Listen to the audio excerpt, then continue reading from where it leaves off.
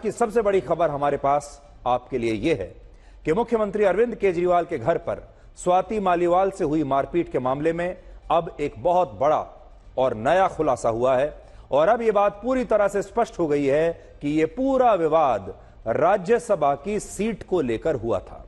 आज स्वाति मालीवाल ने इस घटना के बाद अपना पहला इंटरव्यू दिया है और इस इंटरव्यू में जब उनसे पूछा गया कि क्या आम आदमी पार्टी उन पर कांग्रेस पार्टी के नेता और मशहूर वकील अभिषेक मनु सिंघवी के लिए राज्यसभा की सीट को छोड़ने का दबाव बना रही थी, इस पर स्वाति मालीवाल ने कहा कि वो पार्टी के लिए अपनी जान भी दे सकती थी अगर प्यार से मांगी जाती तो, लेकिन जिस तरह से उनके साथ मारपीट की गई उसके बाद अब वो किसी भी सूरत में अपनी राज्यसभा की सदस्यता से इस्तीफा बिल्कुल नहीं देंगी। तो उस घटना के बाद स्वाति मालीवाल का पहला इंटरव्यू सामने आया है और उस इंटरव्यू में क्या क्या उन्होंने कहा है, आज आपको पूरी कहानी स्वाति मालीवाल की जुबानी सुनने को मिलेगी। देखिए, अगर मेरी राज्यसभा की सीट उनको वापस चाहिए थी, अगर वो प्यार से मांगते तो मैं जान दे देती। एमपी तो बहुत छोटी बात है और मेरा अगर आप पूरा करियर देखेंगे तो मैंने कभी भी कोई भी पद की लालसा नहीं दिखाई अपनी जिंदगी में। मेरे को एमपी शिप की कोई लालसा नहीं है। ये मुझे प्यार से बोलते तो मैं हर हाल में रिजाइन कर देती, मुझे कोई समस्या नहीं है। मुझे नहीं लगता कि कोई पद में मैं बंधी हूँ। मेरे को लगता है कि मैंने बहुत काम किया है और मैं काम बिना पद के भी कर सकती हूँ। लेकिन जिस तरीके से इन्होंने मुझे मारा और पीटा है, अब चाहे दुनिया की कोई शक्ति लग जाए, मैं किसी भी हाल में रिजाइन नहीं करूंगी। मुझे पता चल रहा है, मुझे बताया जा रहा है कि इसी वजह से मुझे कैरेक्टर असैसिनेशन करा जा रहा है, विक्टिम शेमिंग करी जा रही है। मैं बिल्कुल रिजाइन नहीं करूंगी। I am the youngest woman parliamentarian in the parliament right now. तो देखिए, ये पहली बार स्वाति मालीवाल ने पूरे देश को बताया है कि यह पूरा विवाद आखिर क्यों हुआ था और यह पूरा विवाद इसलिए हुआ है उनके मुताबिक कि अरविंद केजरीवाल ये चाहते थे कि वो राज्यसभा की अपनी सीट से इस्तीफा दे दे और अभिषेक मनु सिंघवी के लिए इस जगह को खाली कर दे। अब देखिए, दूसरी तरफ अभिषेक मनु सिंघवी ने इन आरोपों को गलत बताया है और कहा है कि वो ऐसी मनगढ़ंत बातों पर कोई जवाब नहीं देंगे। केजरीवाल जी ने कहा है, स्वाति माल जी ने कहा है, राघव चड्ढा जी ने कहा है, किसी ने कहा है तो पूछ लीजिए उनसे, मैं इस पर क्यों जवाब दूं? स्वाति मालीवाल ने दिल्ली पुलिस को दिए अपने बयान में भी यही कहा था कि जब मुख्यमंत्री अरविंद केजरीवाल के पीए विभव कुमार ने उनके साथ मारपीट की, तब वो लगातार यही कह रहा था कि स्वाति मालीवाल पार्टी को ना कैसे कह सकती हैं और यहां ना का मतलब यही था कि स्वाति मालीवाल उस समय अपनी राज्यसभा की सदस्यता से इस्तीफा देने के लिए तैयार नहीं थी, जिसकी वजह से ये पूरा विवाद हुआ, ये पूरा घटनाक्रम हुआ। और इस घटनाक्रम से अभिषेक मनु सिंघवी का कनेक्शन कुछ इस तरह से बनता है कि वो इस साल हिमाचल प्रदेश में हुए राज्यसभा के चुनाव में हार गए थे। कांग्रेस पार्टी ने उन्हें टिकट दिया था, राज्यसभा के मैदान में उतारा था, लेकिन तब वो हार गए थे। ये बड़ा निराशा का दिन था उनके लिए और तभी से वो राज्यसभा में जाने की लगातार कोशिश कर रहे थे। और क्योंकि सुप्रीम कोर्ट में अरविंद केजरीवाल का केस उन्होंने ही लड़ा और उन्हें चुनाव के लिए उन्होंने 1 जून तक की अंतरिम जमानत भी दिलवा दी, इसलिए हो सकता है कि आम आदमी पार्टी ने उनके लिए स्वाति मालीवाल से राज्यसभा की सीट छोड़ने के लिए कहा हो। तो देखिए, अगर आप एक तरीके से देखेंगे तो अभिषेक मनु सिंघवी के अरविंद केजरीवाल पर अब बहुत सारे एहसान हैं, क्योंकि उनके सारे केसेस, अरविंद केजरीवाल के जो लीगल केसेस हैं, एक तरीके से आप मान सकते हैं कि अभिषेक मनु सिंघवी ही सुप्रीम कोर्ट में उनका केस लड़ रहे हैं और उन्हें लीगल एडवाइस भी देते होंगे। इसलिए हो सकता है कि उन्हें लगता हो, 2 बातें हो सकती हैं। एक कि कोई डील हुई हो केजरीवाल और अभिषेक मनु सिंघवी के बीच और उस डील के तहत अभिषेक मनु सिंघवी ने उन्हें जमानत दिलवा दी, जो कि किसी चमत्कार से कम नहीं था, और अब अपना वादा पूरा करने की बारी अरविंद केजरीवाल की थी। दूसरा यह भी हो सकता है कि केजरीवाल खुद उनके एहसानों के नीचे दबे हुए हों और उन्हें ऑब्लाइज करना चाहते हों और उन्हें लगता हो कि एक अच्छा मौका है जब अभिषेक मनु सिंघवी जैसे एक बहुत शानदार वकील को, जिनका दिमाग पूरे जो लीगल कानूनी दुनिया है सब उनका लोहा मानते हैं, ऐसे व्यक्ति को अपनी पार्टी से राज्यसभा सीट देने का, राज्यसभा में लाने का केजरीवाल को आगे चलकर भी बहुत फायदा होगा। और जिस तरह से केजरीवाल और आम आदमी पार्टी आजकल कानूनी मामलों में फंसे हुए हैं, उन्हें लंबे समय तक एक अच्छे वकील की आवश्यकता पड़ेगी, ये वो जानते हैं इस बात को। और अभिषेक मनु सिंघवी से अच्छा वकील उन्हें और कहां मिलेगा। वरना आप खुद सोचिए, अगर स्वाति मालीवाल से इस्तीफा ही लेना था तो अरविंद केजरीवाल ने उन्हें सिर्फ 4 महीने पहले ही, इसी साल जनवरी के महीने में ही राज्यसभा क्यों भेजा था। तो 4 महीने मुश्किल से स्वाति मालीवाल को राज्यसभा में गए हुए हैं अभी, और 4 महीने के अंदर ही केजरीवाल ने अपना दिमाग बदल लिया। इसी साल जनवरी के महीने में जब अभिषेक मनु सिंघवी राज्यसभा के चुनाव में हार गए थे, उसी समय तभी स्वाति मालीवाल को भी आम आदमी पार्टी ने राज्यसभा का सांसद बनाया था। लेकिन आज सिर्फ 4 महीने के बाद उनसे इस्तीफा मांग रही है पार्टी, और इसकी वजह शायद अभिषेक मनु सिंघवी हैं, जो वर्ष 2006 से 2024 के बीच 18 वर्षों से लगातार राज्यसभा के सांसद रहे हैं, और जनवरी में वो पहली बार हार गए। और ये शायद उनके जीवन में लंबे समय के बाद ऐसा वक्त आया है जब वो संसद के सदस्य नहीं है। इस बार हिमाचल प्रदेश में हार मिलने से अभिषेक मनु सिंघवी की राज्यसभा की सदस्यता चली गई, और यह संभव है कि उन्होंने अरविंद केजरीवाल को अंतरिम जमानत दिलाने के बाद उनसे फीस के बदले में राज्यसभा की सीट मांग ली हो, जिसके लिए बाद में यह सारा विवाद हुआ हो। हालांकि अभिषेक मनु सिंघवी इस पूरे मामले पर क्या कहते हैं, उनका पक्ष भी हमने आपको दिखा दिया है। अब यह बात या तो अभिषेक मनु सिंघवी जानते हैं या अरविंद केजरीवाल जानते हैं कि बंद कमरे में उनकी आपस में क्या बातचीत हुई। अब एक और रूप देखिए। इस मामले में दिल्ली पुलिस ने कल अरविंद केजरीवाल के माता पिता और उनकी पत्नी सुनीता केजरीवाल से पूछताछ करने के लिए समय मांगा था, जिसके बाद आज अरविंद केजरीवाल ने अपने घर पर एक कैमरा टीम बुलाई और अपने माता पिता के साथ यह वीडियो बनाया, और सोशल मीडिया पर इस वीडियो को पोस्ट करते हुए लिखा कि वो अपने बूढ़े माता पिता और पत्नी के साथ पुलिस का इंतजार कर रहे हैं, और पुलिस ने उन्हें अब तक ये नहीं बताया कि वो उनके घर आएगी या नहीं। पहले आप वीडियो देख लीजिए।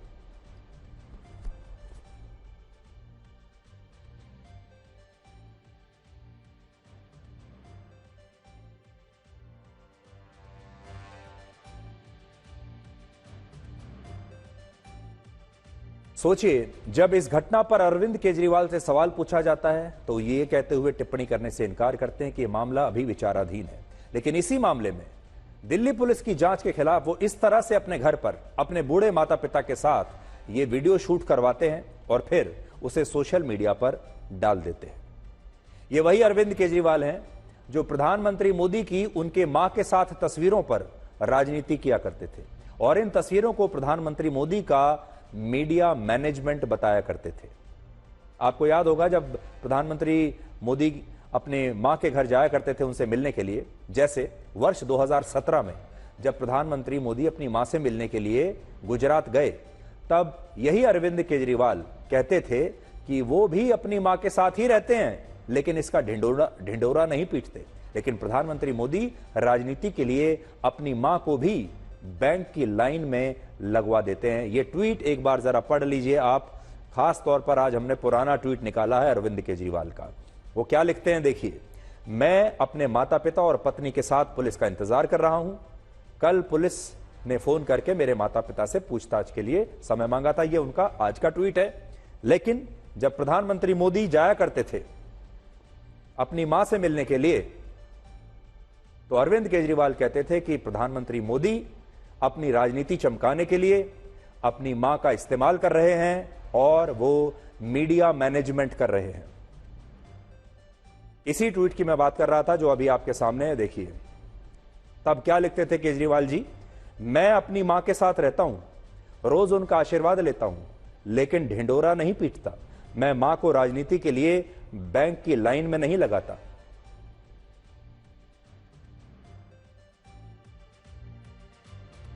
तो प्रधानमंत्री मोदी की बारी पर तो वो लिखते थे कि मैं अपनी मां के साथ रहता हूं लेकिन ढिंडोरा नहीं पीटता। लेकिन आज कोई उनसे ये पूछे कि आज जब उन्होंने ये वीडियो डाला है अपने माता पिता के साथ, फिर से जरा एक बार आप देखिए, इसको चलाते हैं, इसे क्या कहेंगे आप? क्या ये ढिंडोरा पीटना नहीं है? क्या ये अपने माता पिता का इस्तेमाल करना नहीं है अपनी राजनीति के लिए? और क्या आप ये नहीं कहेंगे कि इस पूरे मामले में वो क्यों अपने बूढ़े माता पिता को घसीटना चाहते हैं, लेकिन वो ऐसा कर रहे।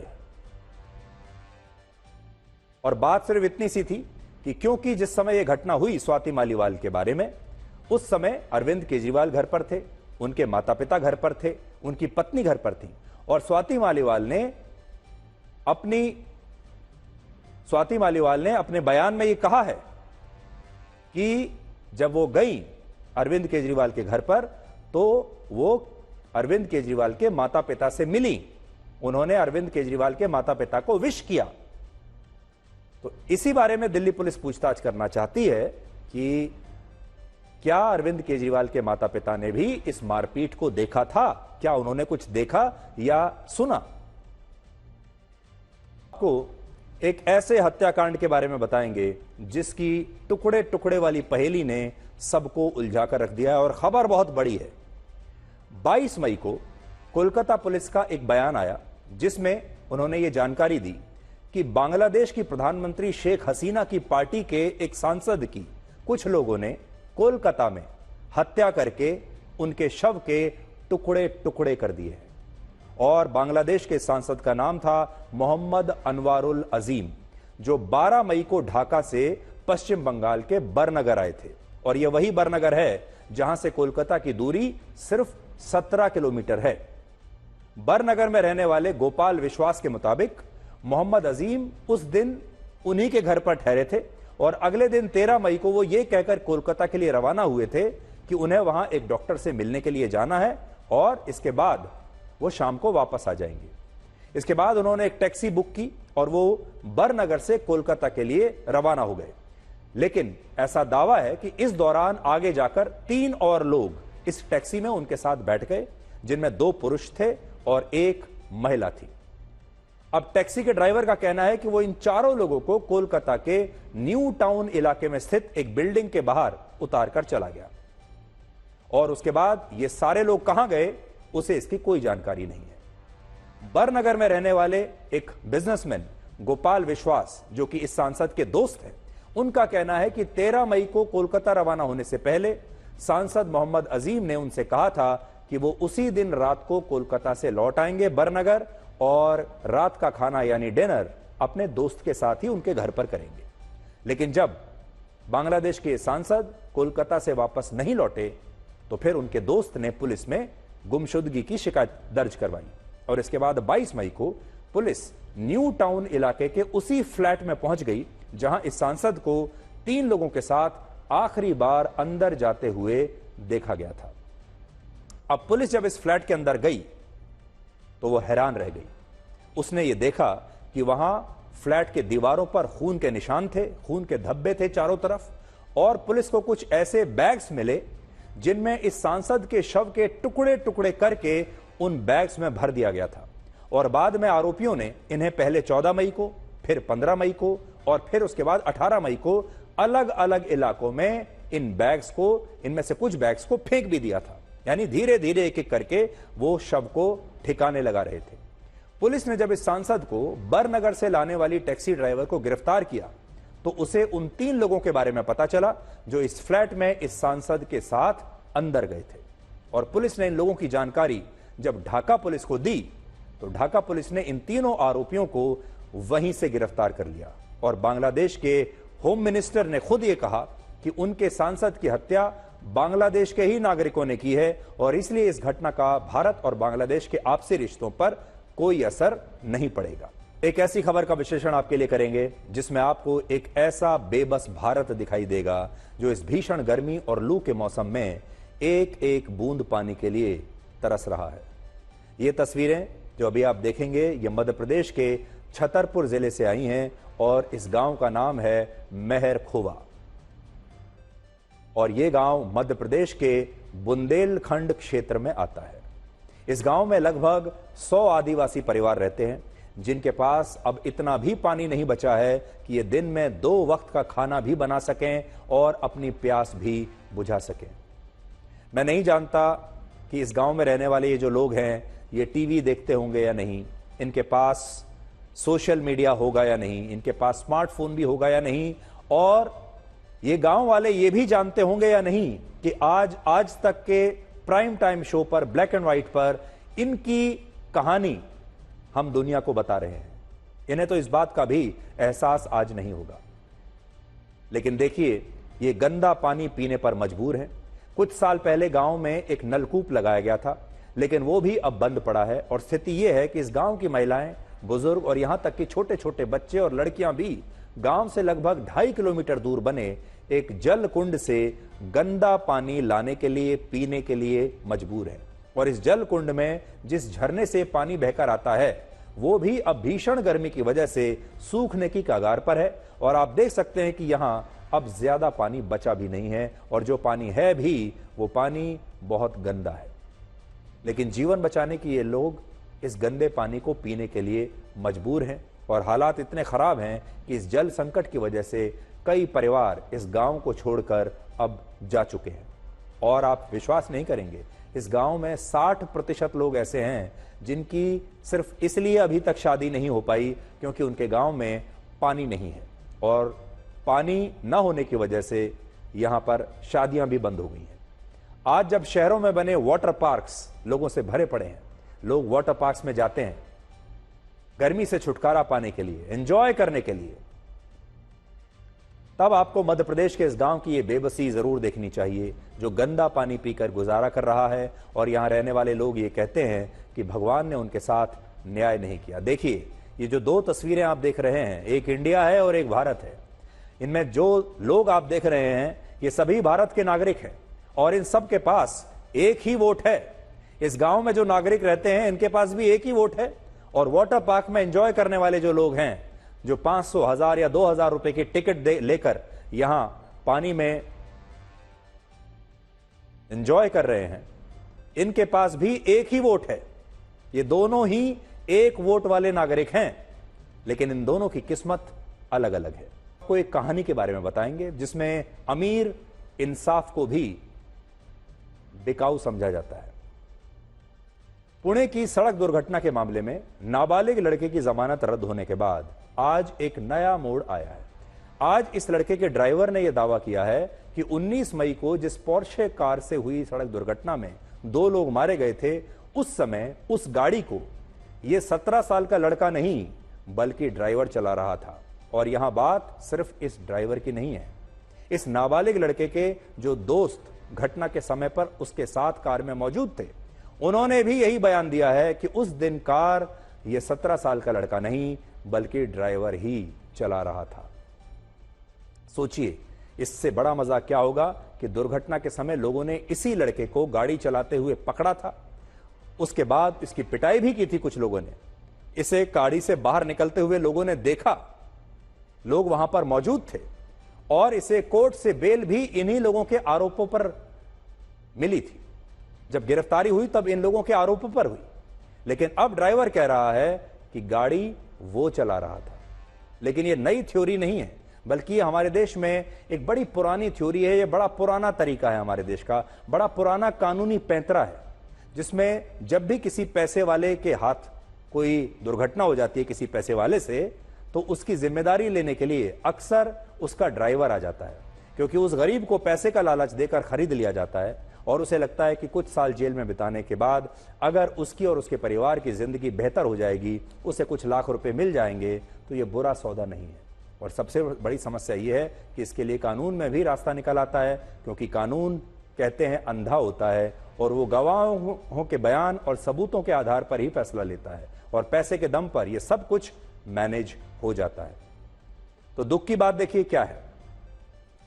दुख की बात यह है कि आज इस लड़के के परिवार ने यह नया पैंतरा खेला और यह कह दिया कि उस दिन गाड़ी लड़का नहीं बल्कि उसका ड्राइवर चला रहा था, और अब ड्राइवर को अरेस्ट कर लिया गया है। अब आपको पुणे जैसी एक और खबर दिखाते हैं, जहां एक नाबालिग लड़के ने 5 महीने में 2 दुर्घटनाएं की हैं, 2 एक्सीडेंट किए हैं, और फिर भी खुलेआम घूमता रहा। इस लड़के ने 2 अलग अलग कार एक्सीडेंट्स में 6 लोगों को कुचल दिया, जिसमें 2 लोगों की मौत हो गई और अब 4 को बुरी तरह से दोबारा इसने घायल किया है। पिछले साल अक्टूबर में 15 साल के इस लड़के ने 2 लोगों को कुचल दिया था, दोनों की मौत हो गई। उसके बाद इसके पिता ने इसे दोबारा से, जब ये बाहर आया तो दोबारा से इसको कार दे दी। क्योंकि 2 लोगों को कुचलने के बाद भी इस पर कोई कार्रवाई नहीं हुई। इसे नाबालिग समझकर छोड़ दिया गया और जब वो दोबारा उसके पिता ने फिर से उसको गाड़ी चलाने के लिए दे दी और अब एक बार फिर से इसी लड़के ने 4 लोगों को बुरी तरह से घायल कर दिया। अब इसे पुलिस ने गिरफ्तार करके बाल सुधार गृह में भेज दिया है और इस लड़के का पिता भी कानपुर का एक नामी डॉक्टर बताया जाता है।